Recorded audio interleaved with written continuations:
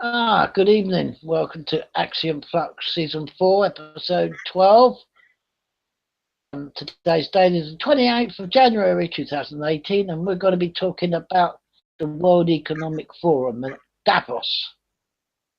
Just at the moment, it's just me, Stav, but we've also got Lopi, all the way from the US of A. Hello, darling. How are you? Oh, I'm having a lovely day. I need to make me a cup of coffee though. I can't get Ziggy to do it, so I guess I'll have to. She wakes me up at 4 o'clock in the morning, but she won't make me a cup of coffee. Well, only if she wants one, eh? How many what? She wants a cup of coffee. Oh, I don't know. I mean, you try to train a cat to do certain things that to make your life simple, and all they do is just lie there. I mean, come on. That's what cats do. Anyway, I digress. What I'm going to do is I'm going to pull up an article. Economic Forum. It's a thing they have every year. Some people stretch it and call it Bilderberg 2, or perhaps Bilderberg in a different name. But it's basically the same world corporate, call them elite. The world CEOs of corporations and also governments and prime ministers and queens and all that sort of people. Some universal authority to this and make all the decisions for. But anyway, moving on. Let's. I'm going to bring up the screen share. I've got to share to everyone. I think that's just Lopi at the moment. Well, oh, here he is. Look, he's here. Look now. Hello. Let me before I bring that up. I better say. Hi, Stav. How you doing? All right? Yeah, good. Thanks, mate. You all right? Too bad. We're going to talk about Davos tonight. I've done the introduction. We are live, so well. We're recording, so I'm going to move over to an article as regards the World Economic Forum at Davos, and it's about. I think you'll know who it is when I bring it up. Let me just one on you go. Right, yeah, here we go. We got the silly screen. Right. Let me turn that off, face ache. Right. This is the President of the United States of America, and his name is Donald Trump. I think we all know who it is. Anyway, I'm only joking. It's everybody was waiting for his presence, and he duly obliged, and had quite a few things to say about it all. So I'll read you the article there. So Donald Trump woos business but attacks media at Davos. President declares US open for business as he accuses media for being nasty, mean and fake. Donald Trump has taken his battle with the media onto the global stage by using a speech in Davos, declaring the US open for business, to accuse his press and TV critics of being mean, vicious, and purveyors of fake news. Some members of the audience are the business leaders, politicians, academics, and media representatives at the World Economic Forum responded to the president's renewed onslaught by hissing. Speaking to a packed hall on Friday, Trump boasted of his record since entering the White House and said there had never been a better time for business to hire and build in the low tax and low regulation economy he was creating. It came as the latest figures showed the US economy growing at an annual rate of 2.6% in the final 3 months of 2017, weaker than the 3% Wall Street had been expecting. The world is witnessing the resurgence of a strong and prosperous America, he said. I'm here to deliver a simple message. There has never been a better time to hire and to grow in the United States. America is open for business and we are competitive once again. Stagnation, the United States is once again experiencing strong economic growth. The world is witnessing the resurgence of a strong and prosperous America. Contained protectionist measures and a warning that other countries should spend more on their defense was greeted less warmly than that of Emmanuel Macron earlier this week. There was derision from the audience when Trump said in a question and answer session that he had not understood how mean, how vicious, and how fake the media can be before entering politics. There was also hissing at the start of Trump's speech when, in introductory remarks, the WEF founder Klaus Schwab said that the Schwab, I thought you'd laugh at that, Geoff, said the president's strong leadership was open to misconception and biased interpretations. Fears that Trump would use his speech to announce new protectionist measures proved unfounded, and he stuck to a script in which he insisted the US was committed to free and open trade, provided the rules were fair. He also sought international cooperation to denuke the Korean Peninsula. Business that the address was also intended for a domestic US audience. And responding to the voice of the forgotten, can we create a bright future that is truly shared by all, he said. The rich and the powerful people at the Swiss mountain resort had the power to transform lives and shape their country's destinies, Trump added. With this power comes an obligation, however, a duty of loyalty to the people, workers, customers, who made you who you are, he said. The US president said the stock market had reached record highs on more than 80 separate occasions over the past year, and the tax cuts that offer most to corporations and the well-off were trickling down to workers. We lowered our corporate tax rate from 35% all the way down to 21%. As a result, millions of workers have received tax cuts bonuses from their employees in amounts as large as $3,000, he said. 22 burdensome regulations for every new rule, saying this was freeing businesses and workers to flourish as never before. Regulation is stealth taxation, he said, attacking unelected bureaucrats for imposing anti-business and anti-worker rules. Those days are over. Earlier this week, Washington announced that it was imposing tariffs on Chinese solar panels and washing machines. The US would no longer turn a blind eye to unfair economic practices, including massive intellectual property theft, industrial subsidies, and pervasive state-led economic planning. We are also making historic investments in the American military because we cannot have prosperity without security.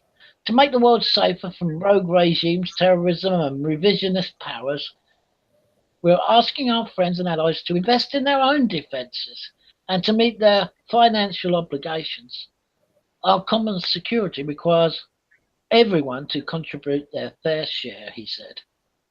Winnie Byanyima, the executive director of Oxfam International, said the speech amounted to a billionaire's first policy.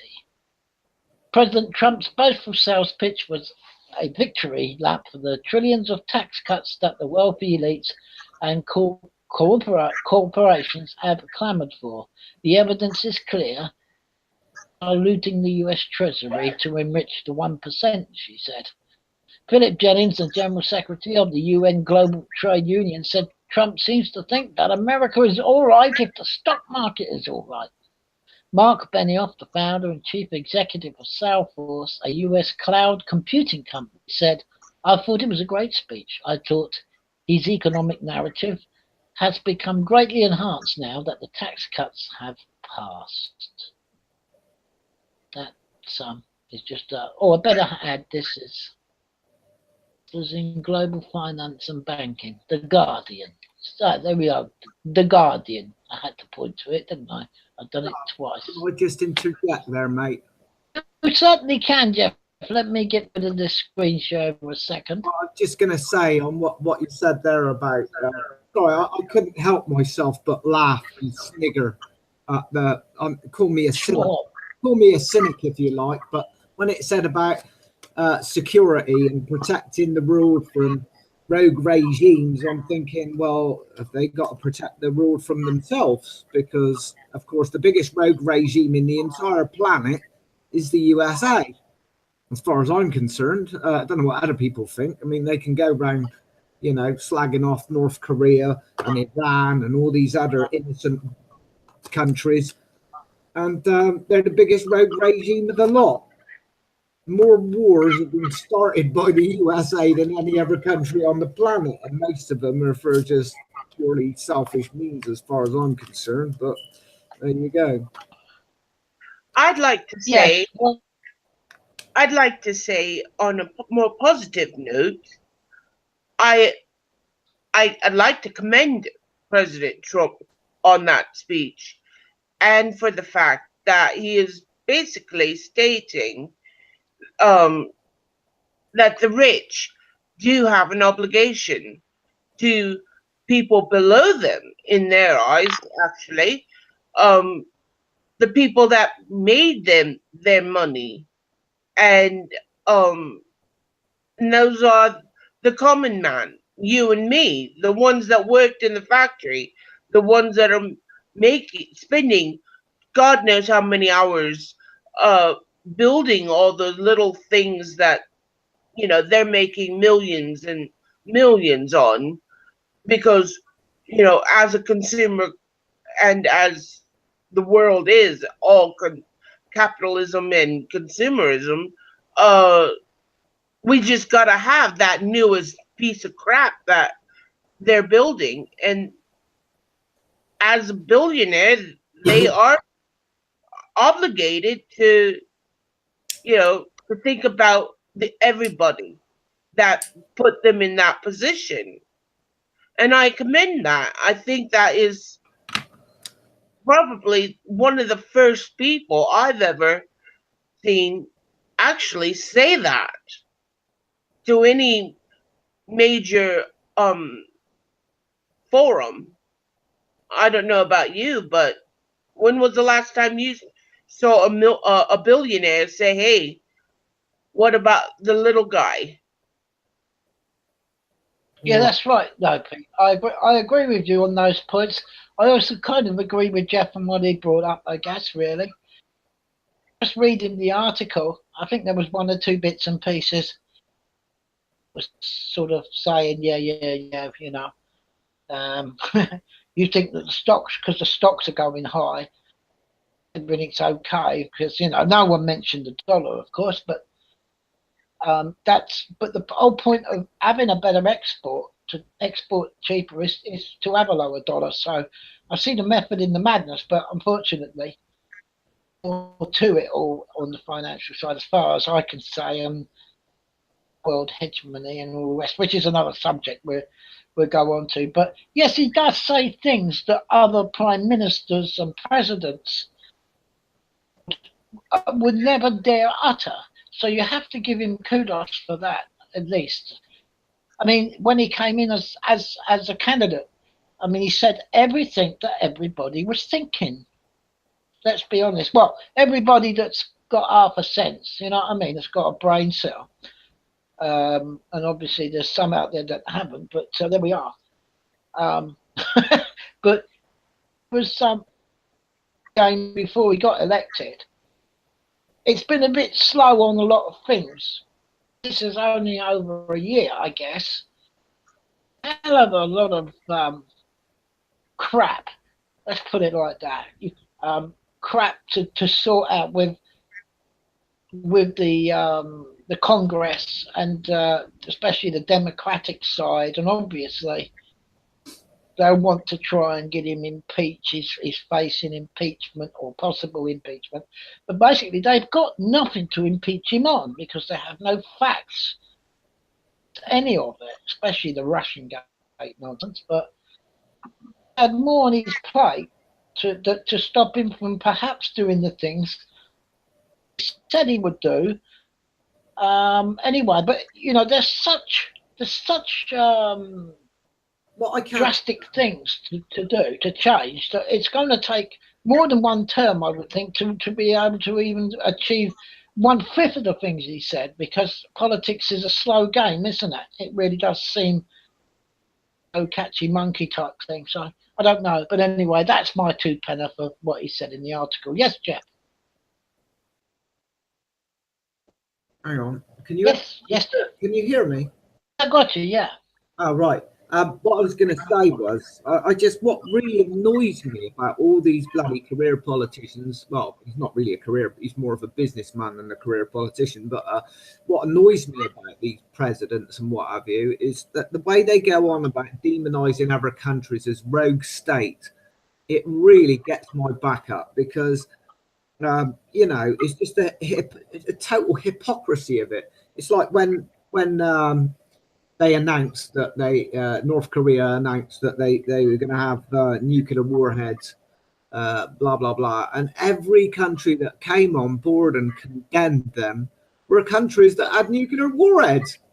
It's just the bloody hypocrisy of it. I mean, it's in the news. They said, North Korea has been condemned by Britain, France, USA, Russia, and blah, blah, blah for having nuclear warheads. And I'm thinking, wait a minute, the ones that are condemning them for having nuclear warheads are the ones that have got the nuclear warheads.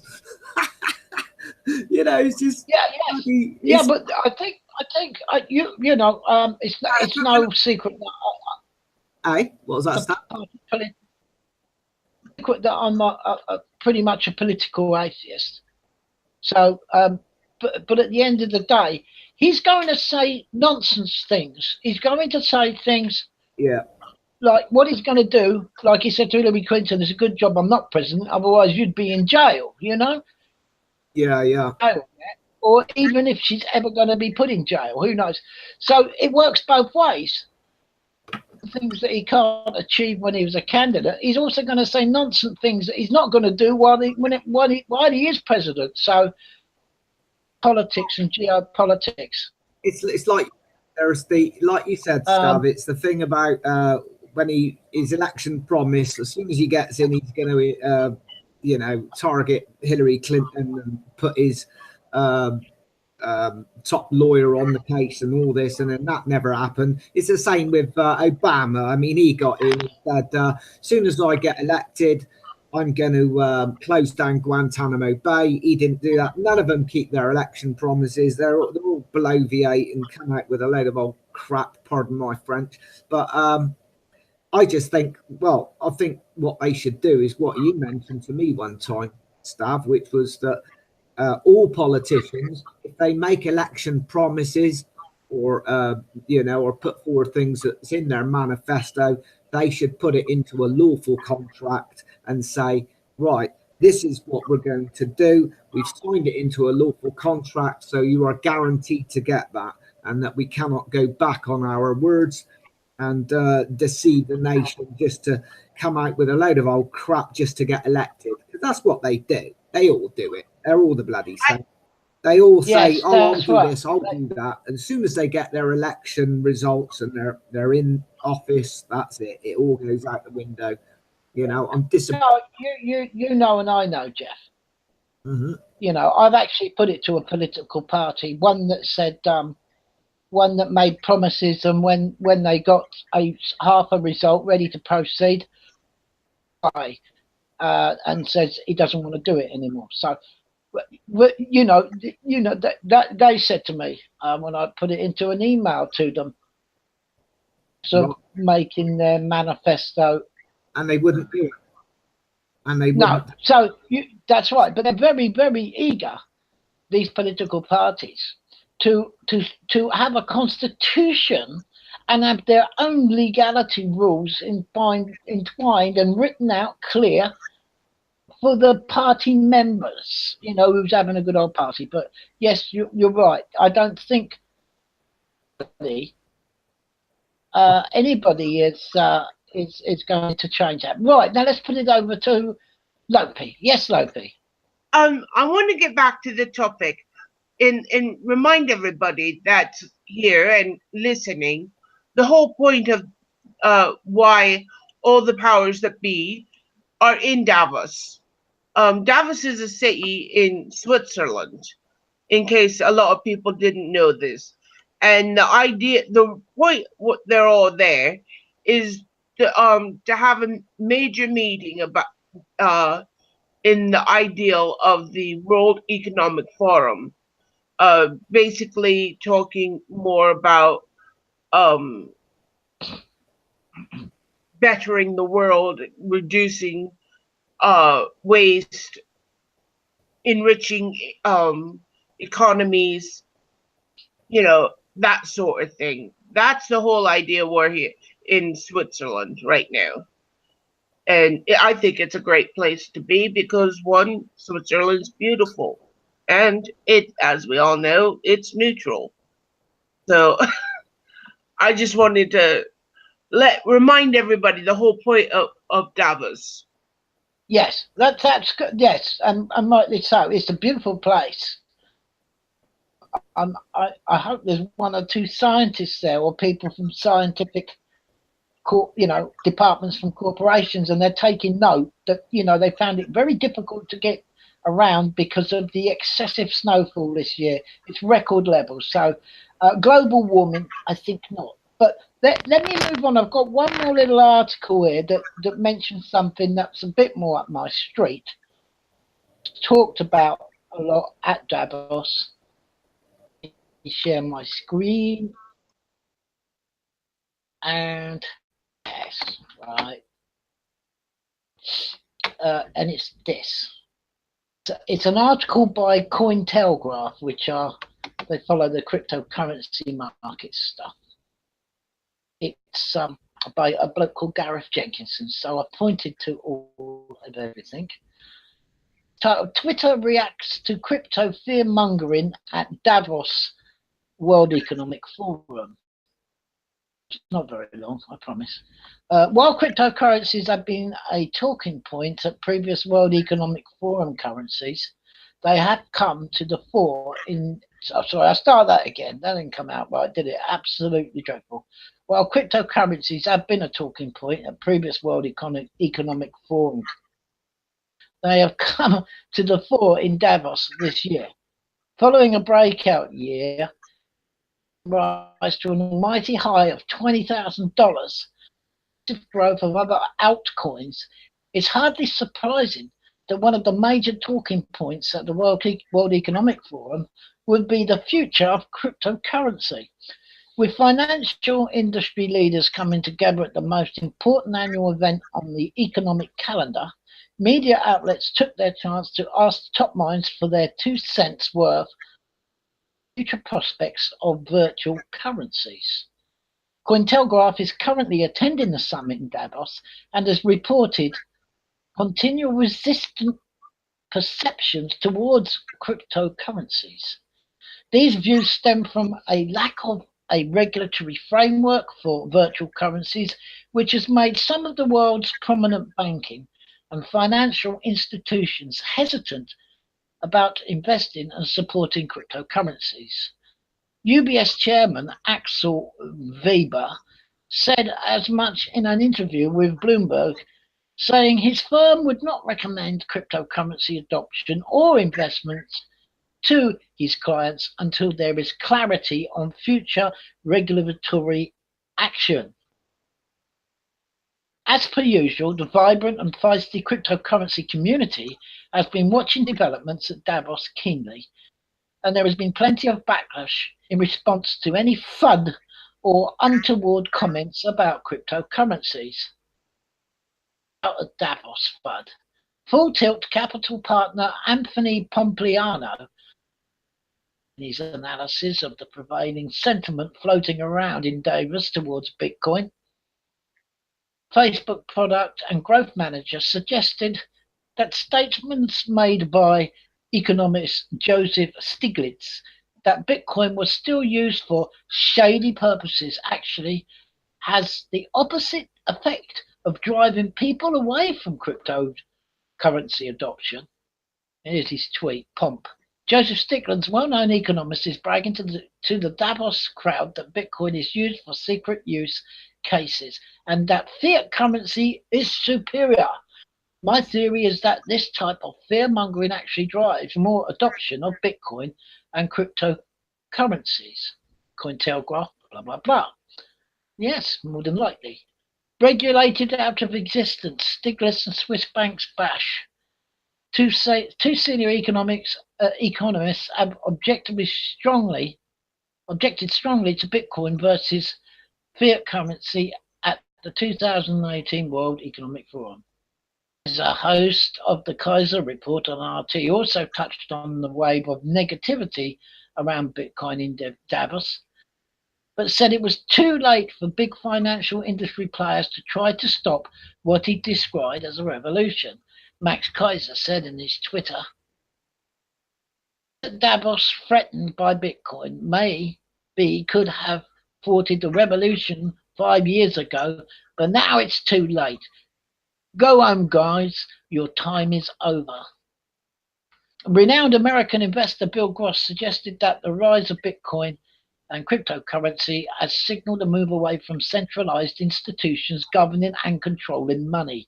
People seem to be putting their trust in technology over government-run establishments. Now we're getting to the meat of it. Bill Gross said in his tweet, Bitcoin's rise may reflect, for better or worse, a monumental transfer of social trust away from human institutions backed by government and to systems reliant on well-tested computers.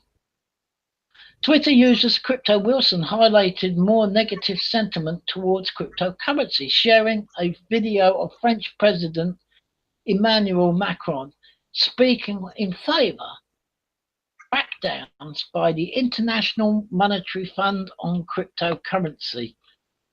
Christine Lagarde.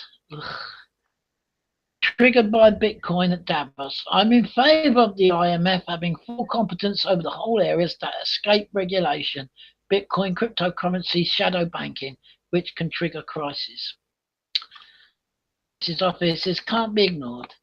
Setting perceptions of sentiment aside, the truth of the matter is that the financial world can no longer turn a blind eye on cryptocurrencies. They are very much a central point of this year's World Economic Forum, and understandably so.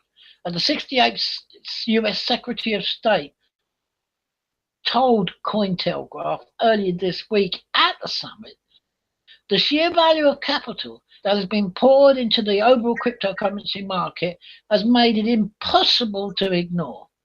CoinMarketCap currently has the current total market capitalization at $559 billion after a month of wild market volatility. There we are.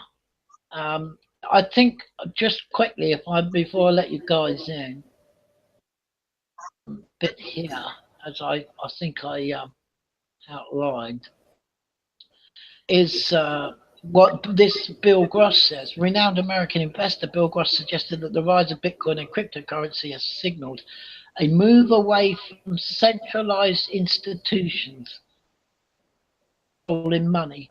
People seem to be putting their trust in technology over government-run establishment. Well, I've got something to say about that, Stav.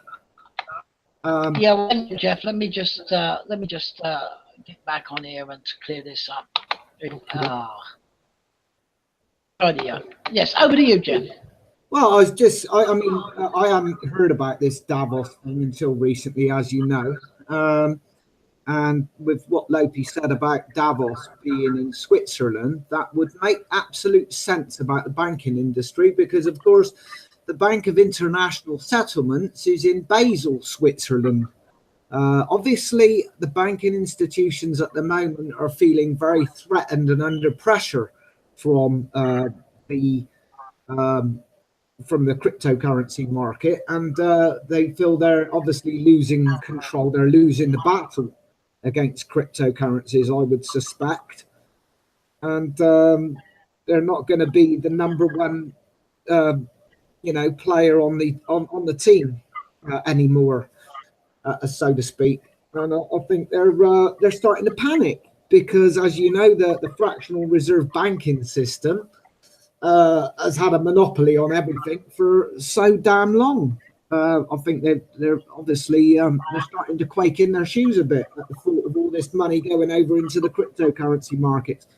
So yeah, I think that sort of clears it up for me quite nicely. What this Davos thing is all about. Yeah, I think you're. Yeah, well, it is. It's probably. I would say. They first mentioned Davos earlier in the year. Thought, oh yes, it's that time of year again. Wow, this is going to be quite an important Davos because the monopoly and the stranglehold on the world's monetary system is going. It's been under threat for the first time. Quite the biggest threat, actually, I think, of all time against their monopoly and its cryptocurrencies and blockchain. And blockchain at the moment, to be honest, I'll just quickly run over this. Cryptocurrencies is nothing more than speculative market at the moment. People are seeing it only speculative market, i.e., better get in there before it goes sky high or it's higher and I can make a load of money. Yeah. What it's about, really. That isn't really what it's about. I think when you understand how blockchain technology works, see how easy it is a total threat to the world economic system. Cut it completely and stop it dead in its tracks. They can have billions and billions and trillions, these rich people that run the world economic system, away on islands and offshore tax havens all over the world. But if that currency is not used anymore, big fat zero. And so are they. So there's the big challenge. But anyway, let me put it over to you, Lopi. What did you reckon? I didn't really think too much. I'm actually looking at research. I'm doing research myself. I'm finding out that Davos, the WEO, or WEF, is really very broad. I know that we're talking bits and pieces, but it's a lot bigger and more involved than I thought originally.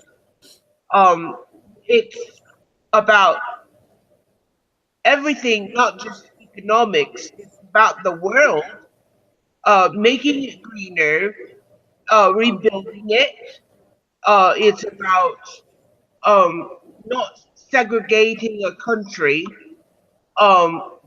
It's about being more open to trade worldwide.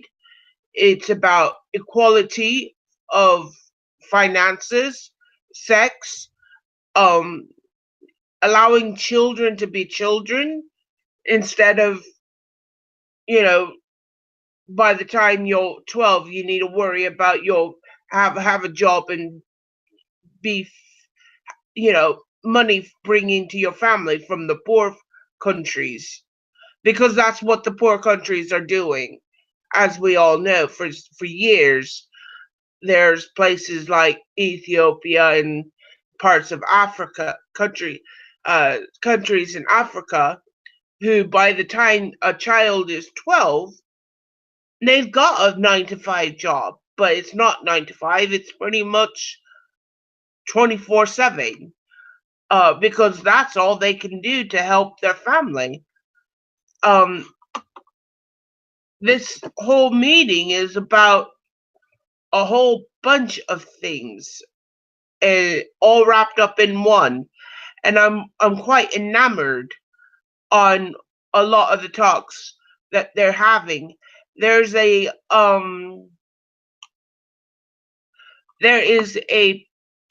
link on the World Economic Forum webpage,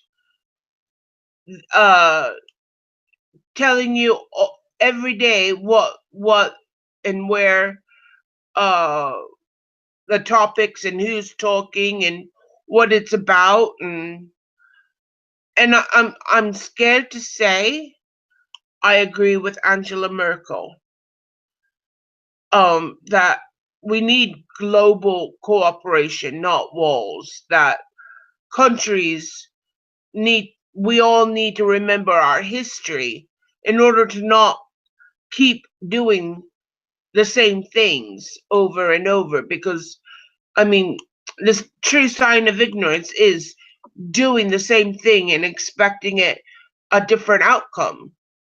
I mean, that's stupidity and ignorant, because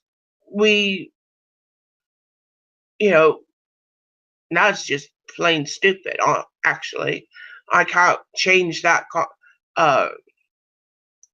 train of thought there, but it's just, I don't tend to like Angela Merkel because I think she's kind of a scary lady, but I agree with her speech that she said that when she said that. There's a man talking about a man, Narendra Modi, saying that there's 3 threats to civilization. Now, I'm not saying I agree with a lot of people. And for those who don't know who that is, that's the Indian Prime Minister. He was saying climate change, terrorism, and the backlash against globalization are the 3 most significant challenges to civilization as we know it.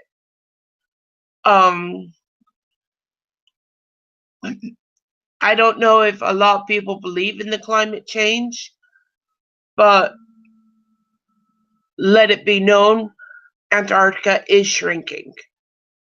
It might be colder in our areas, but that's what they are measuring.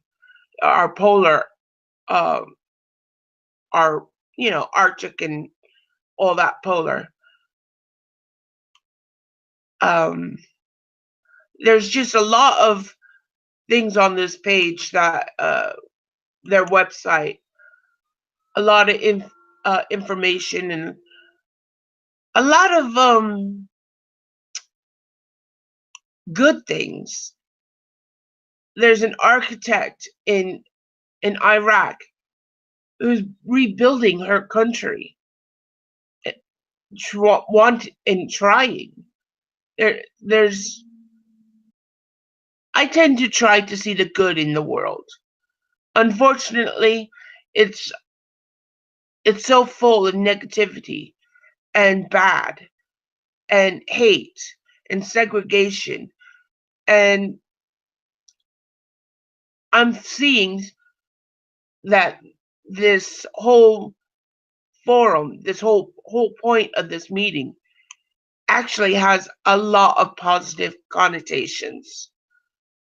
And how can we, instead of putting a plastic wrap on something and saying, oh, we helped, instead of giving a couple $1 million or £1 million to Africa and a song and say we helped, they're actually looking at ways to make that country better but not just by putting a couple wells with fresh water. They're teaching people how to be better, how to care, how to recycle, reuse, how to have less waste. On top of it, yes, there are things like technology, that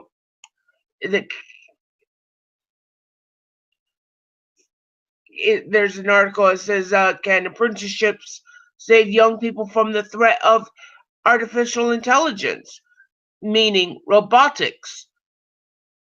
Well, let's put it this way. The whole point we're having artificial intelligence and robots is because nobody seems to be either are able to do the jobs or want to do the jobs. So what do? You make a robot to do the job. So yeah, apprenticeships can save our future. People learning to do the job will reduce the need for artificial intelligence or robotics making the cars and stuff like that. Going back to the way it used to be, where factories had thousands of people and people actually had enough food to eat by the end of the week. These are the topics that they're talking about. These are the topics that Trump was stating, that the billionaires have an obligation to the world, that the people there have an obligation to everybody else, because they've got the money to do the things, to do the programs, to do, take the apprenticeships and teach people and help people. Because granted, there's a lot of people in this world, and if we can't go and build a car without the use of robotics, that's sad. The only problem is that people don't know how to do it. That is the problem. That is the problem. But you see, the thing is, at Davos, people like Angela Merkel and everybody else that's there, their own back. And the rod they've made for their own back is greedy corporate conglomerates taking over. When the innovation of the people is suppressed to the point they can't start a small business up, included fat corporations, and there is no entry for you at a low level. See, you kill entrepreneurship, you kill any chance of innovation from the ground up, and that's what they've done. If they can't understand that they have got all the answers, only a small group of elite madmen and women to do what we want, the billionaires. I don't particularly want any of their money. Neither do I. Because innovate comes from the bottom up. It always has done. But unfortunately, they've made a rod for their own back by killing any chance. And millions of bright people in the world got a chance of getting on the first ladder to be able to put their ideas, because they are suppressed by economic forums. Now this WEF means World Forum. That is the underlying reason why they have this talk. Now, it may be through pure ignorance and greed that we've got to this point in the world. If that's so, then they need to back off, to be let loose, able to have the chances the brilliant younger people, and also many middle-aged and older people that have been squashed out and trodden on and suppressed, and bunged a few benefit payments and say, that's it, that's all you're worth.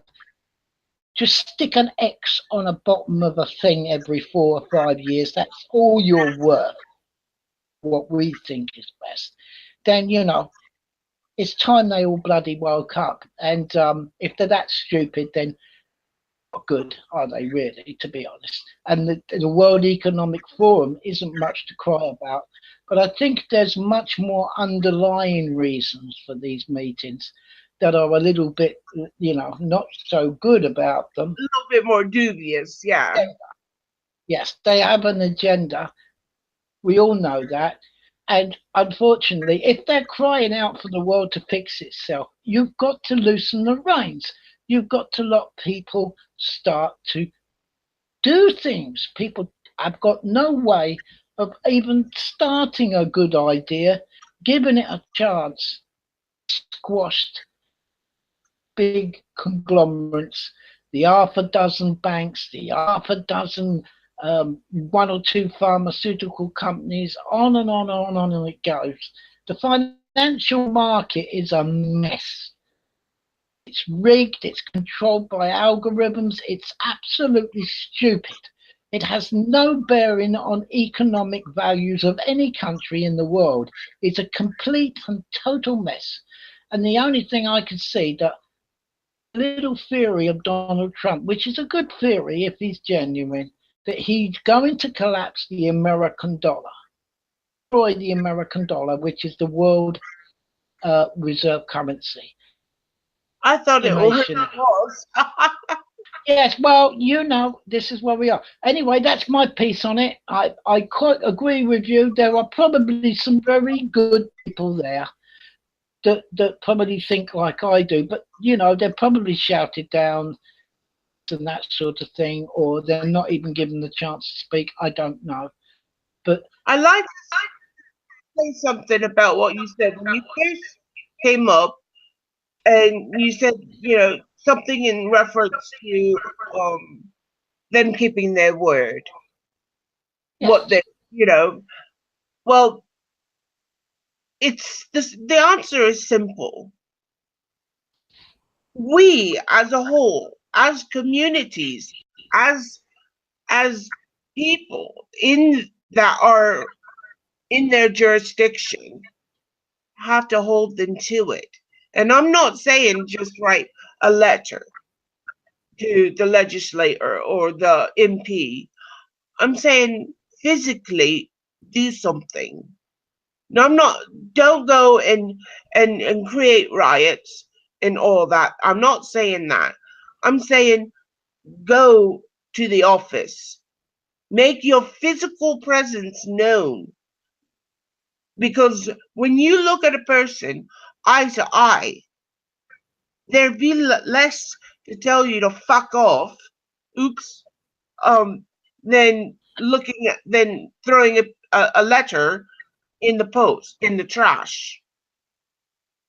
They'll be more likely to tell you, you know, it might be BS when they say it, but you got to go higher than the first person that you meet on that ladder. You might just make it all the way to Angela Merkel. You know, you never know.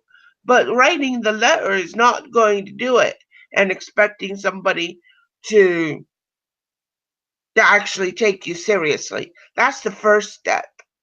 But you've got to physically, in today's time, you have to physically demand that they keep their word.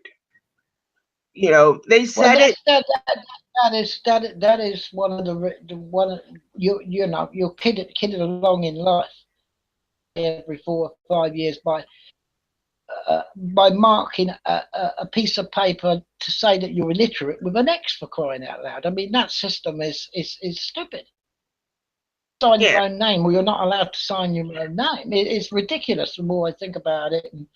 But I think to be honest, there are some more sordid reasons for these meetings. Let's just put it that way. I'm sure there is. And, you know, a lot of people say, you're being a bit naive, Stav. Well, I'm not actually. I'm trying to give a bit of benefit, not a benefit of the doubt. I'm trying to be positive, because we can all be negative and we can all get on the conspiracies and the New World Order, depopulation, blah blah blah. We've been on that line for quite a few years now. Most people approach it from slightly a different angle for a change. Bit of spin of hope somewhere, because the people of the world need something. Because if you haven't got hope, you haven't got anything in that respect, I guess. But let me put it over to Geoff, because we've rabbited on a bit, and I know what Geoff. No, I don't know what Geoff's going to say. I shouldn't assume. Are you there, Geoff? Yes, you shouldn't assume, Stav, because if you ask me, you make an ass out of you and me. No, I think personally, well, it's like, what do they call it? The the other meeting that they did in Bilderberg. It's all done in secret. It's all done behind closed doors. We're not privy to any of the stuff that's going on in there, really. And in a civilized society, in my opinion, in an open and civilized, well, it should be open. In a civilized society, there has to be openness, there has to be transparency, and things should be public. It should all be public knowledge. There shouldn't be any of this, covertness and secrecy and stuff like that, because. Well, to me, all this secrecy and that is totally repugnant. It's unacceptable.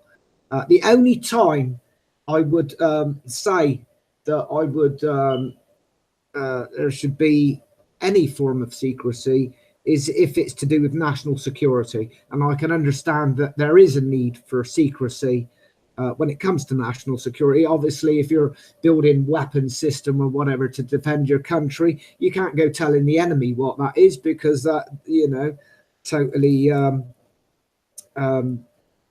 it totally goes against the reason for having that.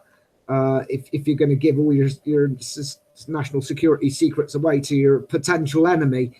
So, but apart from that, everything else, there's no reason for secrecy, unless, of course, there's something immoral going on. And that's what I believe. I think they're there to discuss things like depopulation, and they don't want people to know that they're being bumped off one way or another by various methods. I think this is all part of it, the stuff that's going on at these forums and Bilderberg and Davos and all these secret meetings. Obviously, they don't want the people to know what's going on. So it's obviously for a reason. That's my personal take on it, Stav. I don't know if you agree with that or whether I'm just a bit negative or cynical. Call it what you like, but I don't think there's any need for any secrecy whatsoever. It should all be public. It should all be public knowledge. That's my take on it, mate. Like I say, the only hope. I mean, I got my own thoughts, and I've thrashed them out in my own mind, to for and against. The second article I read, which was about cryptocurrency and trust people anymore. It's as plain and simple as that. We've had a chat about this before, and you're probably sick of hearing it, but the video. I won't go over it all, but people do not trust people, let alone politicians, let alone presidents, let alone this, that, and the other. The majority, people do not trust anyone. The reason for that, because, trust the else, especially with your life or your money or your goods, or your wares, or anything in life, or secrets, words, everything. It's going to break down. It always does. You're always, even innocently, or what would deem to be an innocent way with people, etc., to people that are out there who want to use it fraudulently with trust. It's used for fraud, and the whole world is run on fraud, really, when you look at it. How do people think that the answer can be in changing the colours of the party or the colour of the government, or why the hell do they think because we're going to change? Which is not, is it? The thing I say about this new technology, math it never lies. Manipulate it if you can keep that manipulation everybody else. But when you have a transparent, fully distributed, mutable, which is what the blockchain is proposing to be, all of that fraud cannot exist. A lot of trusting people, a lot of people are understanding math. There really is nothing else. It's certainly a lot more reliable than people. So that's what the blockchain, in my thoughts, what it's worth, not professionally, of course, but just opinion, is what the blockchain cryptocurrencies are all about. So I can see a two-tier system. I mean, kind of, and centralized, and it'll only be the centralized part of it because of governments like and the people that are Davos at the moment. The decentralized world or cryptocurrencies with their money, there's an angle in and coming out for them to centralize it, like that side, the in and the out. But while it's on the blockchain, they can't manipulate it. But you've got to get it out into their system, so like an exchange or a bank or something like that. So I think for the beginning of all this nightmare of a stock bonds market, Federal Reserve, Zurich, Bank of England, after their bubble is deflated, two-tier system where able to start businesses in the crypto world. Right, they'll be able to exercise their ideas and innovation, but they will be charged for bringing it out into the world that's still run by these feel they have the authority or some type of divine right. So I think that's where we're going. A system where the innovators can at least start to do something and express their ideas and get something going in the crypto decentralized world. Bringing it into the real world, they'll have to pay for doing it, and that's their stake in the game. Until people really wake up and say, you know, we really don't need you, and away you go, and then you'll just have a trust system, no banks to control. But by that time, stand and know what it is to be 100% self-reliant, of your responsible for yourself 100%. And only when people can be responsible for themselves can that world come about. But in the meantime, I think there's a two-tier system. Generations, it may not. That's what I see of the world. That world in my spaceship, Geoff. Isn't that strange? But anyway, let me put it over to Lopi because I've gabbled on again. I have a positive note about Davos, and first and foremost, I want to say I'm obviously the minority here. Not only am I female with a bunch of boys, but I'm Asian, and go Asia.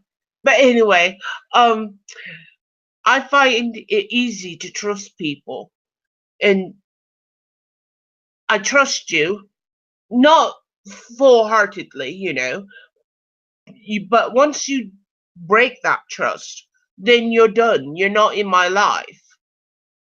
You know, it really all depends if I let you back in on who you are. but that's the way I am. I'm a bit cynical. I'm a bit jaded. I've been hurt, blah, blah, blah. We're not going to talk about it. But, you know, that's the way I am about trust. Is there a way, can I screen share? Or I want to show you this article.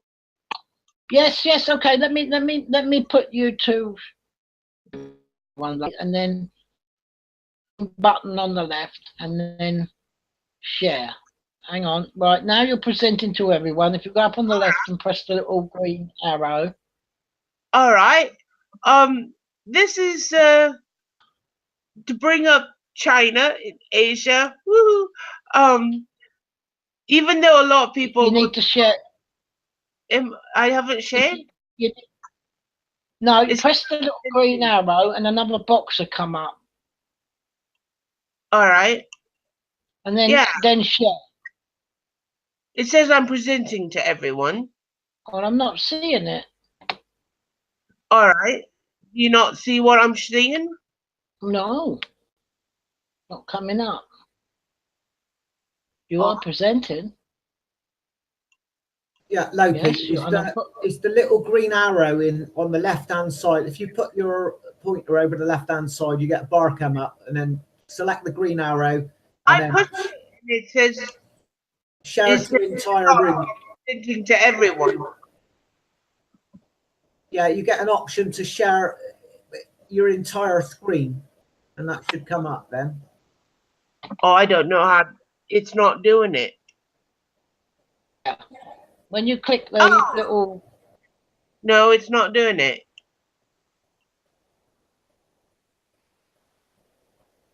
Well, here's the link. I don't know what's going on with it because it's not doing it. It doesn't. Have you put the link on? Yeah. Put the link on here, and I'll share it, and then you can talk it through. All right. All right. Okay.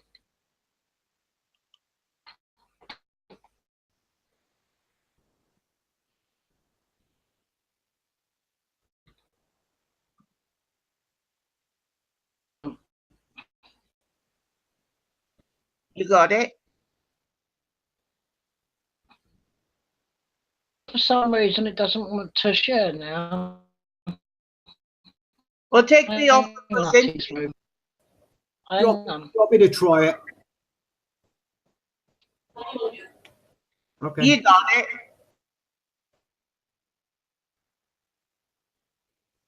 All right. Well, now it's not showing.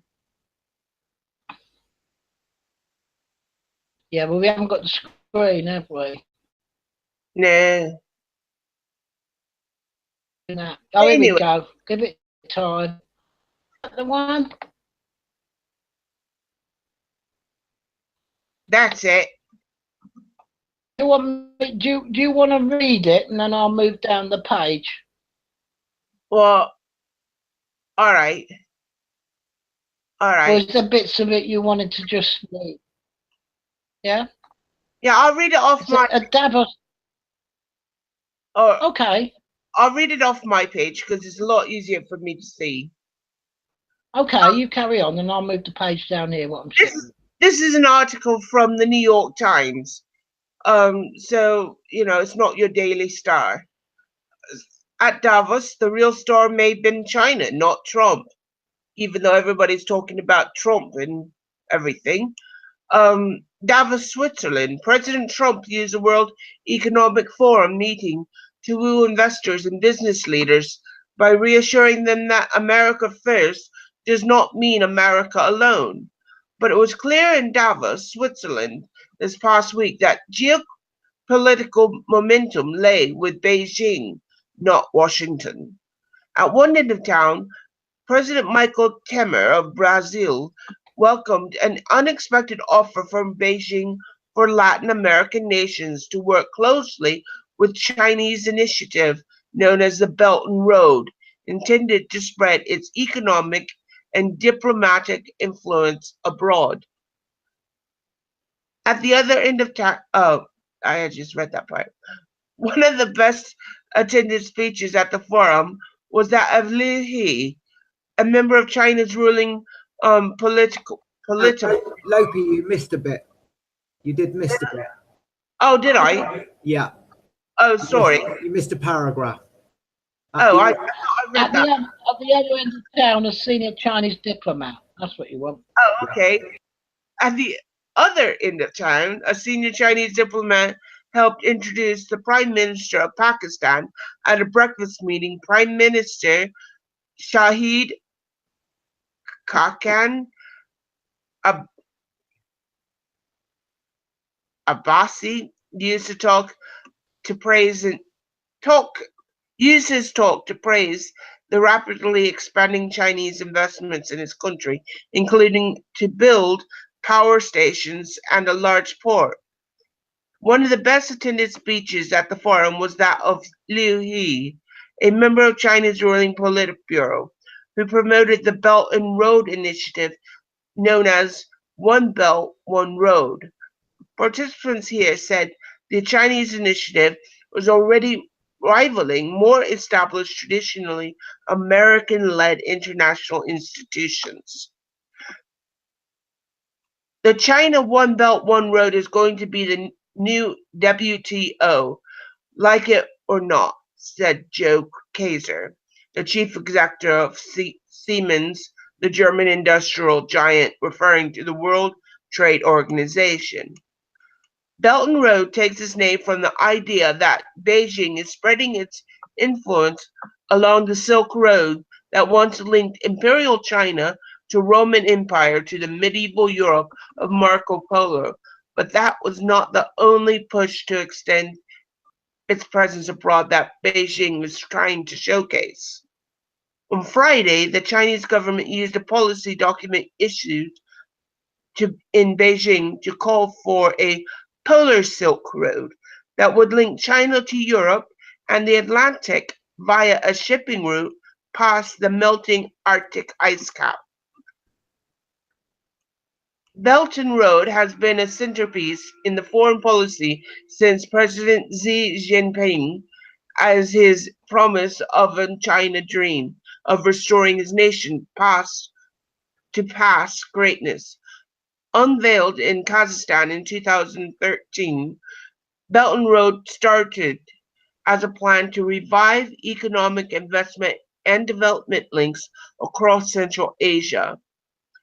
The plan gradually extended to include the Mideast, Europe, and Eastern Africa, with Beijing promising hundreds of billions of dollars in investment in highways, rail lines, ports, power stations, and other infrastructure, much of it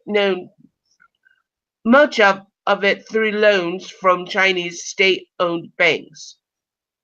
Critics have been skeptical that the projects bankrolled through the initiative will bury the recipients in debt and cause considerable environmental damage. It has also been criticized as an easy line of financing for authoritarian regimes. China says its projects will be environmentally and financially sound, as it does not seek a say in how other countries are governed. While Davos was underway, China was making other efforts to stretch the geographical ambitions of its Belt and Road Initiative even further.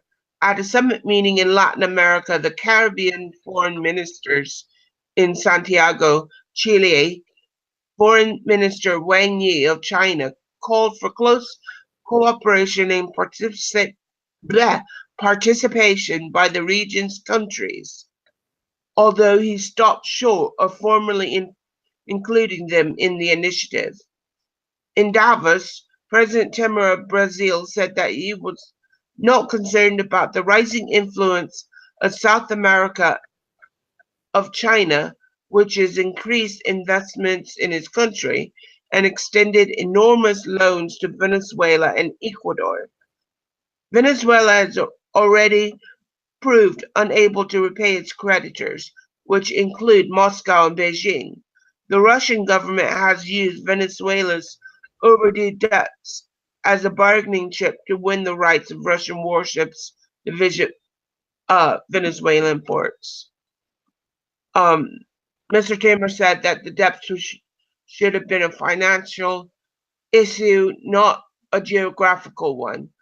The major concern they have is to recover loans they gave Venezuela. They want their payment, said in interview. This is actually quite explained in the meetings we have. He said that it was not worried that the strong Chinese interest in acquiring stakes in Brazil, electrical distribution and other industries. The U.S. invests as well as in Brazil, he said. So basically, I'm not going to keep, because it goes on a bit more about that meeting, which is not all that important in reference to what the whole idea of the Belt Road is. The idea of it is to reestablish the Silk Road, just as the Atlantic Highway. If you remember, there was talks about building a highway that goes from Europe through Iceland, Greenland, and to the Americas, to North America, and having it, it go that, so that called the Atlantic Highway, so that we could travel from Europe to Americas by car, boat, instead of boat or plane. Now, this is the idea of this is doing Europe to Asia, because at one point it was Europe to Asia. There was a road, the Silk Road, and it worked fabulously until Persia erupted and lots of anger, and started having, till actually the reason it fell apart was because Rome fell apart. And that's when Persia and everybody else started falling apart, and the Silk Road quit. There's good and bad in this, because obviously the bad part is the environmental weakening for a time. And I say for a time because when you're building something that grand, you're going to have to go through maybe a forest or a field or something that would disrupt a family or something like that. But the good thing is that it's going to get people from one point to another for trade. And when you do trade, just like Marco Polo and Christopher Columbus and all those other people, you leave little seeds here and there. And as you leave the seeds, something grows. A town, more people, more, people have jobs. People, there'll be water where there wasn't water. So it's a positive thing, this Belt and Road. And I think that's pretty awesome. I mean, imagine the Silk Road being back and you being able to drive all the way to China safely. That One Belt, One Road I've been following for a few years since it started to really, and it all ties in with the financial breakdown of the Western world and the Western banks and central banks. It's all part and parcel. And it's being financed by the multi-billionaires in China. That's right. Why not? It gives them something to do. It gives the little guy something to do. And China's the only country in the world that has so many billionaires in one square mile. you know, China has over 100, over 300 billionaires in it. So Yes, well, it's an emerging economy. It's been an emerging economy for almost 2 decades now, and there's two things I would like to say very briefly about Trump and China. One thing about Trump and China, which I found was very poignant, and with a lot, not the press didn't really pick it up. Some did, and obviously, otherwise, I would never have seen it. Anyway, China's been stashing and stashing and stashing gold. Russia has yes, been the yeah, same. A lot of the BRICS countries have been doing the same. They foresee the collapse of the financial world, Western world market. The fiat currency has gone on so stupidly long now. There's only one thing that's going to happen, and if you're not even half awake, then you know you'd have to be only half awake to see what's going on really.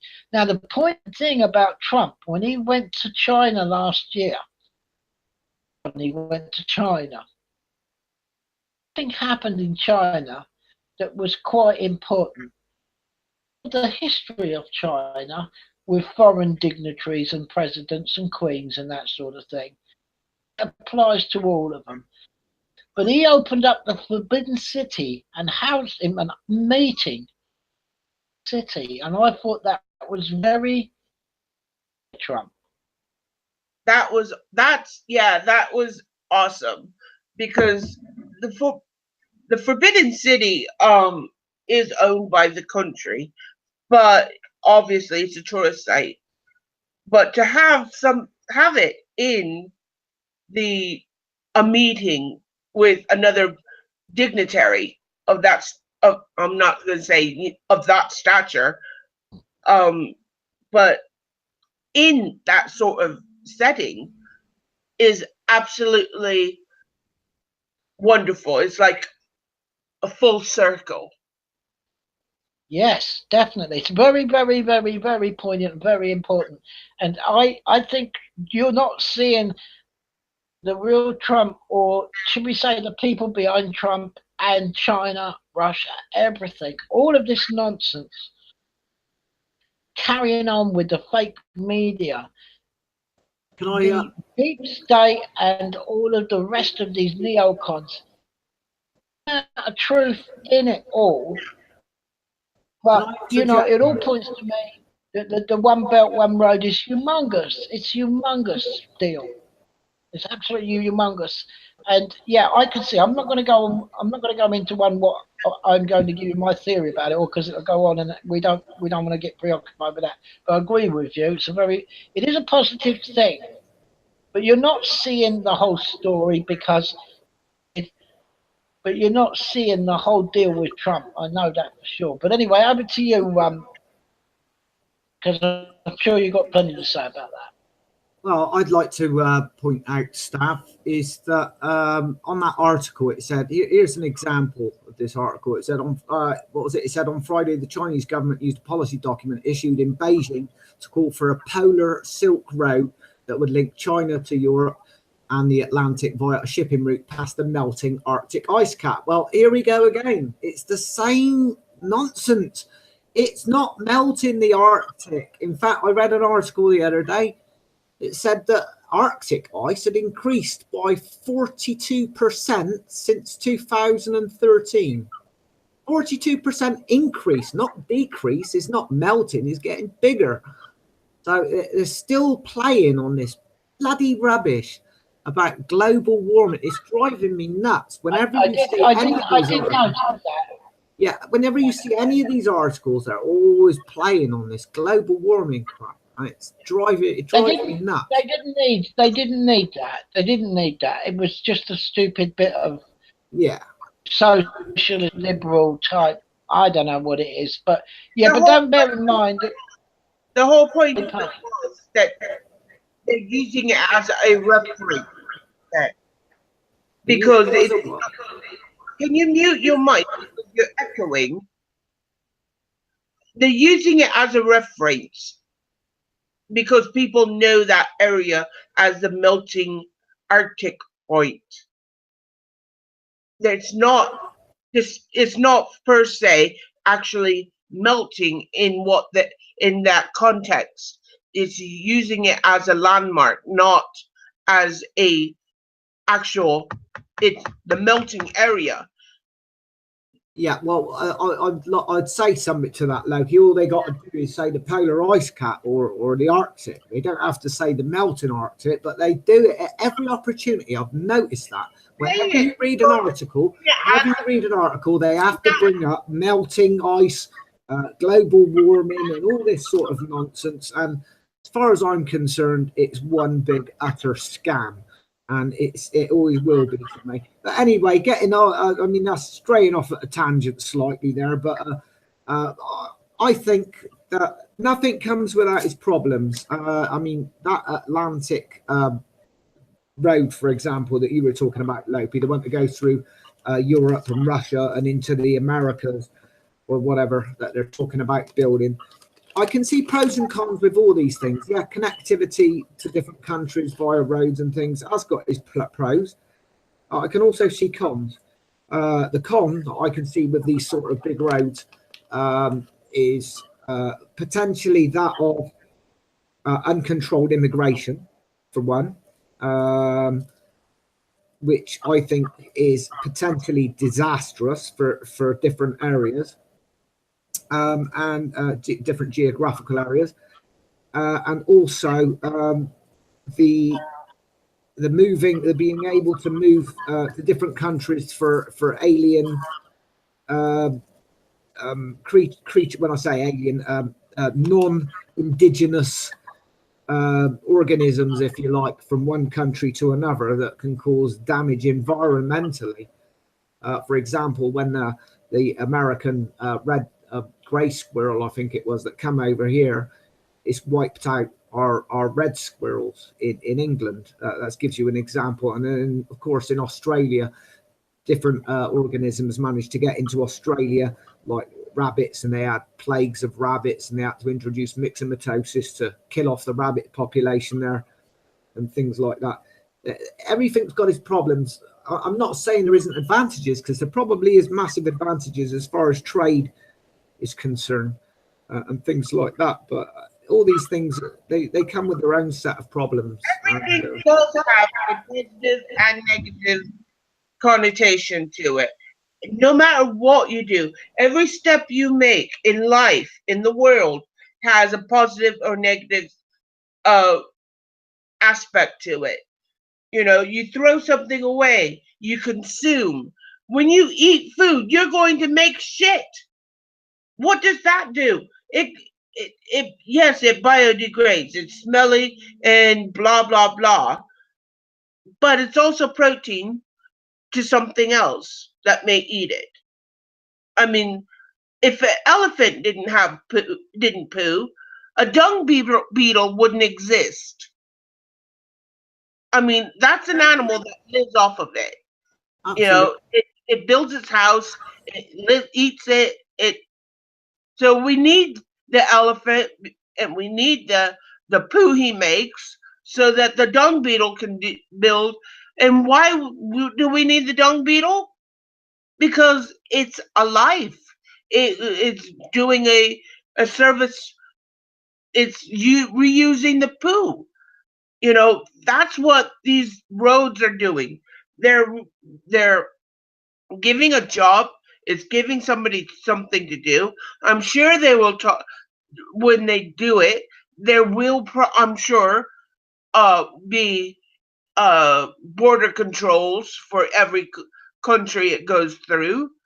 I mean, I'm sure it's not just going to be a straight road where, like like the M4 going down the road. It's not going to be like that. I'm sure once you're in one country, it'll keep on going, and then you go to the border, and then you have to go through immigration and have your car checked, and then go back onto the road and do it again. But hey, look at it as a pit stop. You got to empty your bladder at some point, don't you?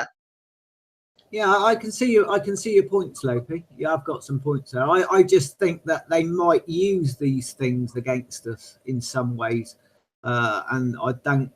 we're afraid of everything being back to the old trust. Yeah, I'm just saying, it's back to the old trust issue again.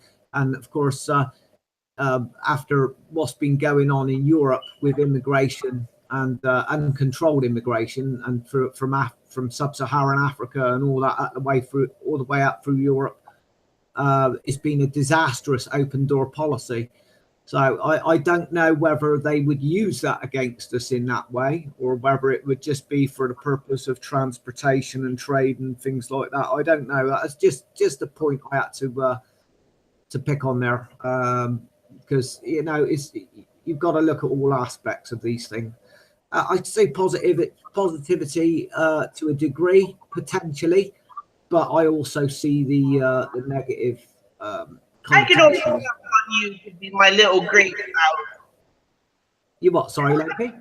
I can always count on you to be my little grey cloud. No, I think you've always got to have, no matter in whatever debate, I think it's always useful to have, opposing opinions and or to be the devil's advocate, so to speak. To put forward the possible downsides of things. You've got to fire holes in things. Whenever you try to achieve anything new, you've got to be able to fire the holes and point out the potential bad sides, the downsides of things as well. So it's a balance. You've got to create a sort of balanced argument in whatever you're doing. That's the way I look at it. But I can see, like I said, it's potentially good in some ways for trade and things like that, which is always good. It's always welcome. Developing, giving people jobs. Yeah, develop, inner areas of countries that were developed to the point where they can have clean water, have jobs, safety, possible hospital. I mean, there's places in Laos and in India where they don't have hospitals. Imagine being ill and you're too far from a hospital.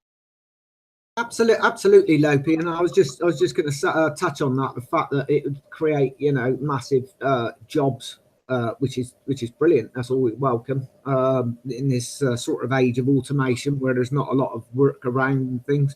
So yeah, I can see the positive sides of it. That was one of the things in Hitler's Germany that he managed to achieve, was when they started the massive building of the motorways. It created jobs, it created economic growth and everything else with all the investment, and it created a good infrastructure in Germany.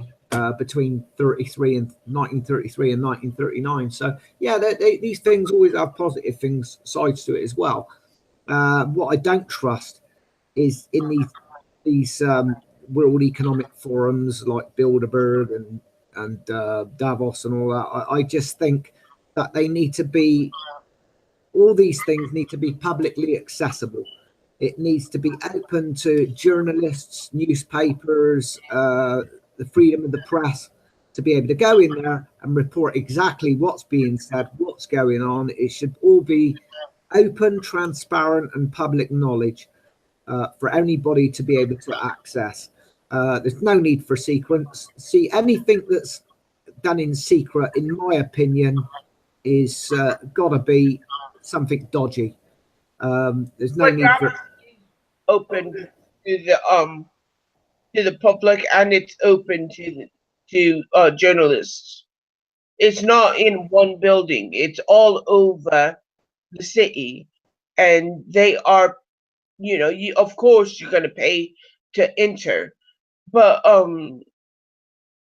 it is open to journalists and it is open to the public to go to these meetings.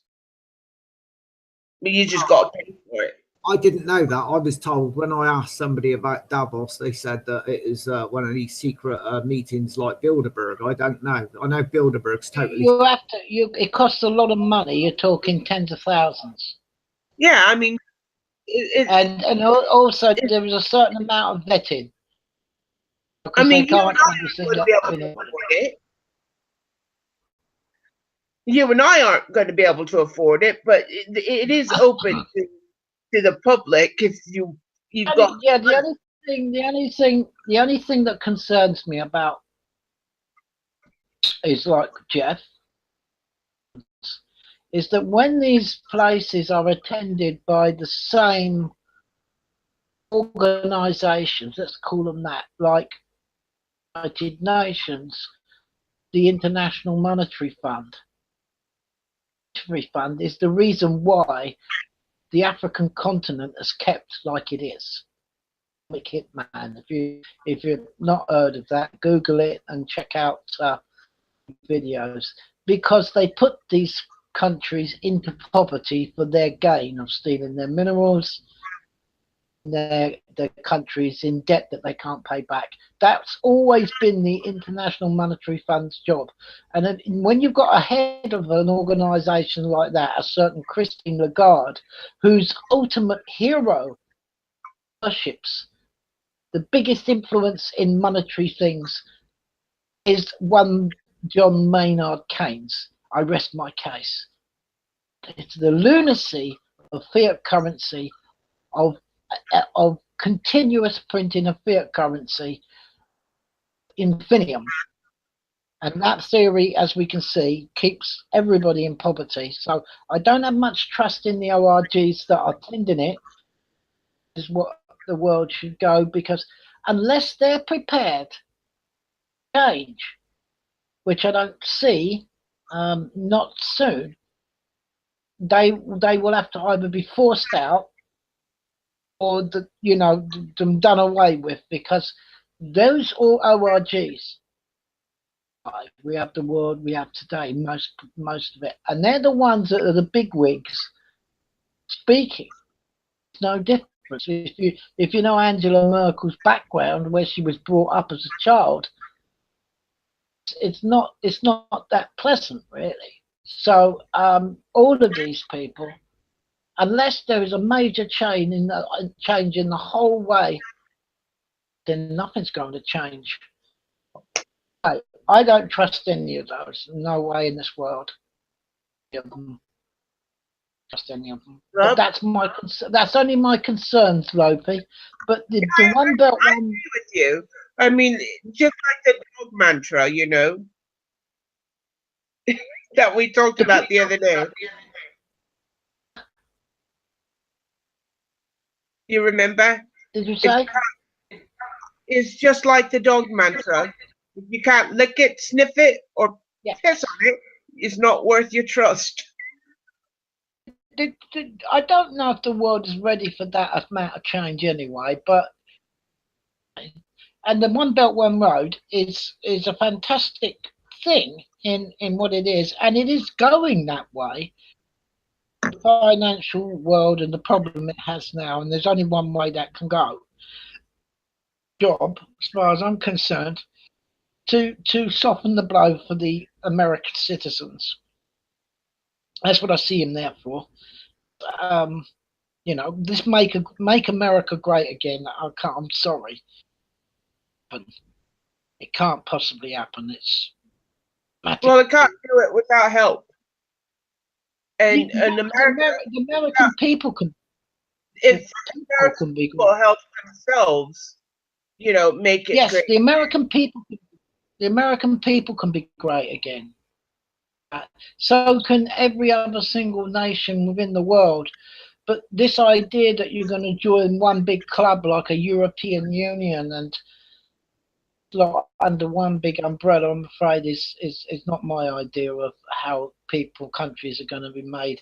The people of these countries made great again. But we'll have to see. I mean, I've been to Bilderberg in 2013, stood a mile and a half away from the hotel where they held it, and yes, all these VIPs do go, and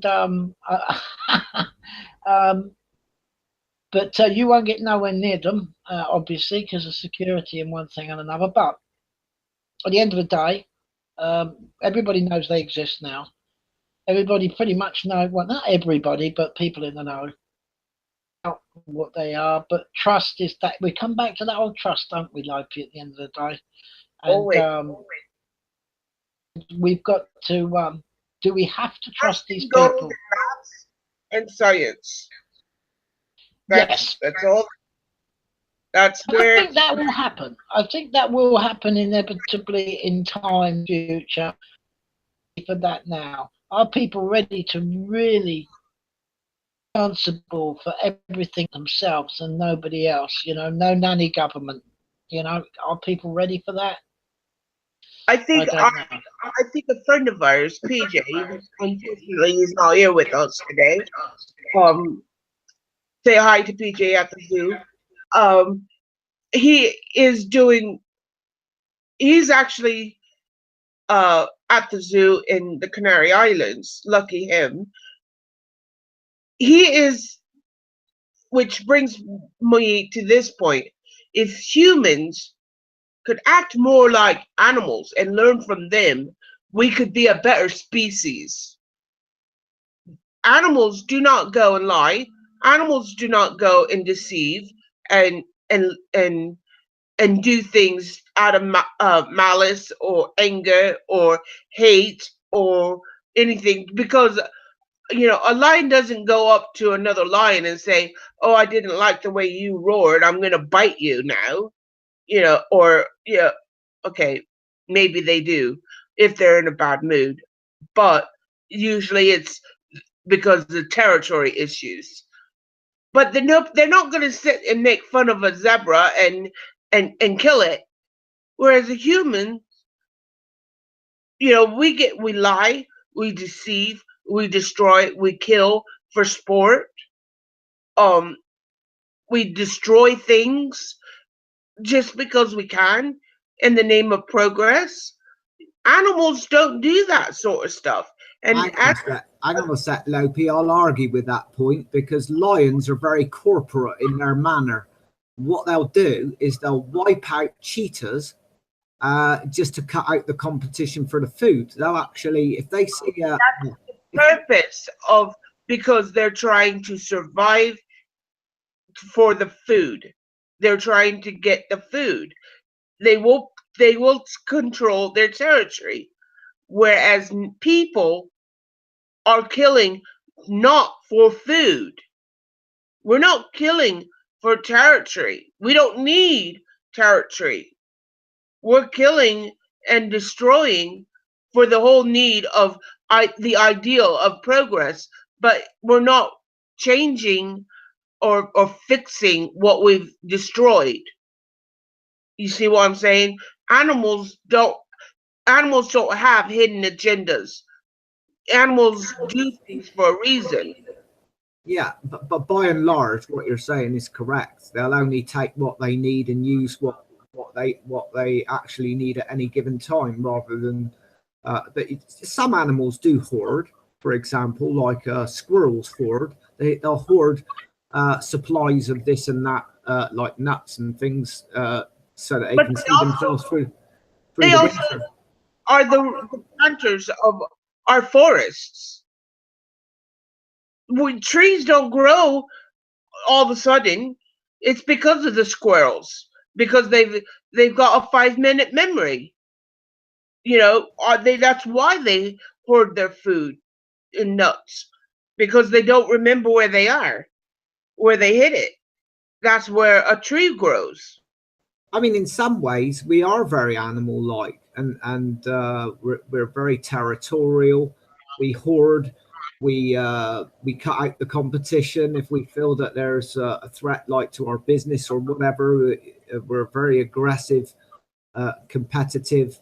I think it's, in some ways, we are very animal-like. That's just my opinion. I mean, in some ways, I think we go a bit over the top. And we do cause a lot of environmental damage. I don't agree with this global warming stuff, but in other ways we cause much more damage to the environment than animals. That's probably, I would say, is the biggest difference between humans and animals. Is animals don't produce plastic. We do. We produce bloody hundreds and thousands of tons of plastic every day, and it just gets you It know, gets put scattered. on. I mean, Yeah. when's the last time you saw a whale come up and decide to stuff something in your lungs in your home? You know, when did you last get a hook stuck in your arm because while you were just swimming about doing nothing, or a straw shoved up your nose, you know, on accident because you know you thought it was a worm? You know, Well, this is the thing. We're not the necessarily the top of the trophic scale as far as apex predators go, but we are the dominant species on the planet, and as such, we've it's our encroached. obligation. Well, as such, we've encroached on the territory of other organisms on the planet, and well, we're straying off the subject here a bit, but we could ultimately be a victim of our own success, if you like. That's one way of putting it. Yep, that's right, Geoff. And I think on that, and I think we'll knock it on the head, unless you've got any final thoughts about Davos and the World Economic Forum. People, entrepreneurs, you want ideas? Plenty of ideas out there to get off plastic. Start making things, products again. Start using, you know, things that you can grow yourself. You've got, you know, instead of all this nylon, there's natural fibers and stuff that you could use like hemp, etc. Okay, trees can be a problem, but there's nothing wrong with making quality things from wood again if the trees and the cycle of replacing the trees is done in a proper way. So there's plenty of ideas for innovative people to use natural products now to get off the plastic. So you know, you don't have to be Einstein to think up a few ideas, promote a small business, get it off the ground, or as well as as well as doing your bit for the environment. So there are plenty of ideas, and let's just hope in the future people get the chance to put them in practice instead of being frozen out by this big corporatist world that these meetings like to keep it that way, don't like to keep it that way, and they're holding their hands up and they don't know what to do. It's time to loosen the reins and let people, good people from the bottom up, solve these problems, because they're being pushed out and you're not getting a chance to put an input in. And let's be honest, top 0.0001% I've got more better ideas than 7 billion other people. But there we are. With that, any final things to say about Davos, Lopi? Yeah, I've been on an environmental aspect all night, and that obviously is part of Davos. But it's only one part. And my closing thing that I want to say is to remind people to be nice and to be responsible for yourselves and for others. When I say others, I mean people that in your care. You know, if we control ourselves and we do the right things, the world will be a better place. And that's our responsibility. Be kind to nature, to the environment. Try to recycle. Use less plastics. Use more biodegradable stuff. I'm not telling you to go use natural diapers for your baby or anything like that. I can understand the convenience of a lot of things, but just be more aware of the things that you use and waste. That's basically what I'm saying. Agree with you, absolutely. We need people to not only be totally responsible for themselves, ask if somebody needs help. Really, people shouldn't have to ask others with their hand out or wait till they're in a desperate situation and cry out for help. If we're all responsible for ourselves, I think the rest, everything else would take care of itself. Perhaps I don't think it will happen somewhere down the line, but we're in a transition period, and it's going to take a long time. But I think don't do it this time round. I don't think Ian will survive. It's as simple as that. Something has got to be done. This control, if not take the control, you know, the floor has got to be opened up for everybody on this planet, from the bottom up, because that's the only way we're going to advance. Otherwise, I don't think I hold much hope for the human race for a lot longer. But anyway, that's my final thoughts. Your final thoughts, Geoff, before we close the show? Final thoughts on Davos. Well, you know me, I'm sort of quite skeptical about these sort of things. I think the world hegemony, the big financiers, your Rothschilds and JP Morgan and Goldman Sachs, I think they're all crapping themselves at the moment with cryptocurrencies. Their buttholes are puckering up, and they're getting a bit worried about, you know, what's going down. And I think that's probably what it's more or less about. They're trying to find ways to combat this so that they can maintain their monopolies and dominance. That is what I would say by all of this. There's probably, like you said, there's other aspects to the Davos thing as well, but I would say that's probably central to what it's all about. They're going to have to accept that they're not going to be the big dogs out there for much longer. I think the writing's on the wall for them, and they're really, really panicking. But I can see good things and bad things.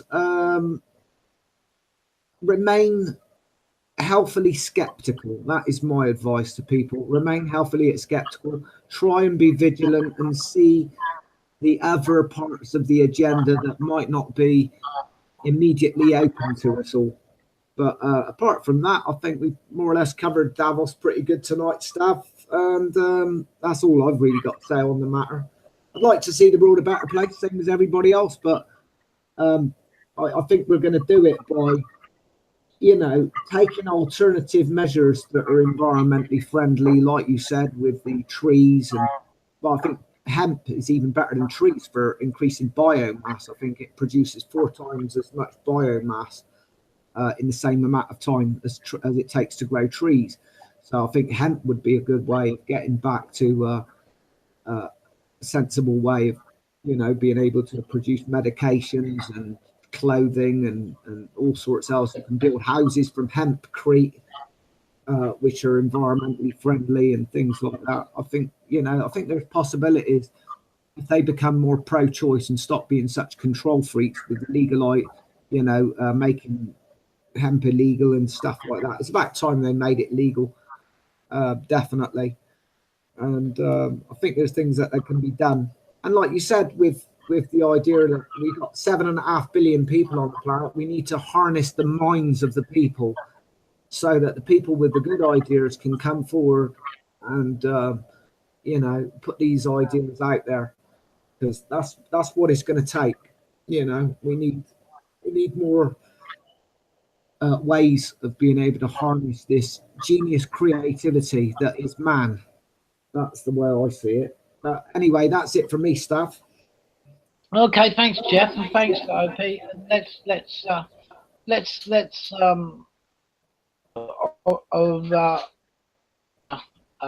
on everything. You never know. I think it's going to be a long time. But thanks very much for your input, guys and gals, and we'll catch you again next week, hopefully. Edition of Vaccine. Cheers.